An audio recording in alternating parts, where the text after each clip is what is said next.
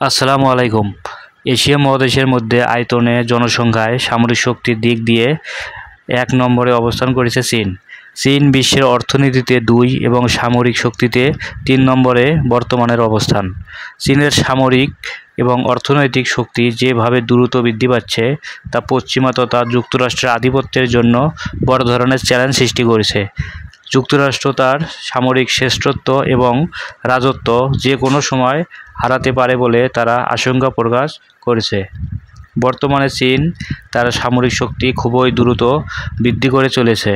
নতুন নতুন প্রযুক্তি আবিষ্কার ও স্বল্প খরচে তা রপ্তানিও বাড়াচ্ছে দেশটি। চীনের সামরিক সমরাস্ত্র প্রদর্শনীর পর এখন আর পশ্চিমা দেশগুলোর নিজেরা যে গল্প শোনাতো তা যথেষ্ট নয়। বর্তমানে চীনের প্রযুক্তিগত উন্নয়ন সম্পর্কে তাদের সেই ধারণা ছিল সম্পূর্ণ ভুল। চীন তার সমরাস্ত্র তৈরির প্রোডাকশন লাইন দ্রুত বৃদ্ধি করছে। এরই মধ্যে নৌবাহিনীতে চীন যুদ্ধজাহাজের সংখ্যায় যুক্তরাষ্ট্রকে ছাড়িয়ে গেছে।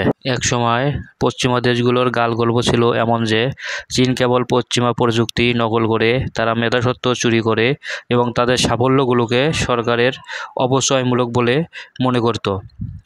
এই গালগল্প বর্তমানে কিছুটা সত্য হলেও আগের মতো আর সব সত্য নয়।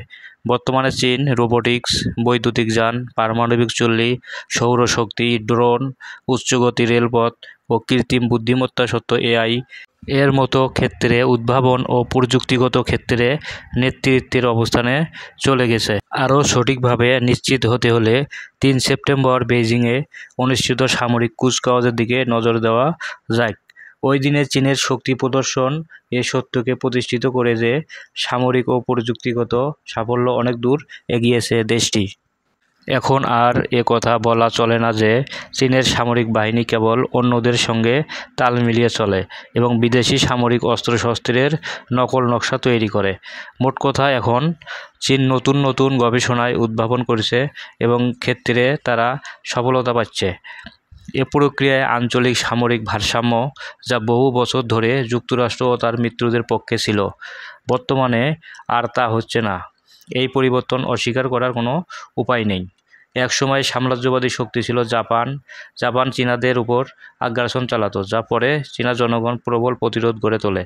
চীনের দ্বিতীয় বিশ্বযুদ্ধের ৮০তম বার্ষিকীতে এক অনুষ্ঠানে বিজয় দিবসের কুচকাওয়াজটি ছিল মূলত বর্তমান চীনের সামরিক শক্তি প্রদর্শনী এবং দেশটির ভবিষ্যতে সামরিক শক্তির বৃদ্ধির পূর্বাভাস।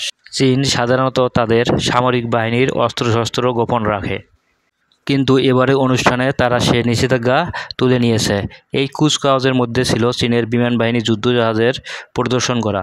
তবে চীন আগামী বছরগুলোতে অন্তত একটি পারমাণবিক শক্তিচালিত বিমানবাহী রণতরী যুক্ত করার পরিকল্পনা রয়েছে, যা যুক্তরাষ্ট্রের নতুন একটি বিমান বাহিনী যুদ্ধজাহাজ জেরাল্ড ফোর্স এর মতোই কার্যকর হবে।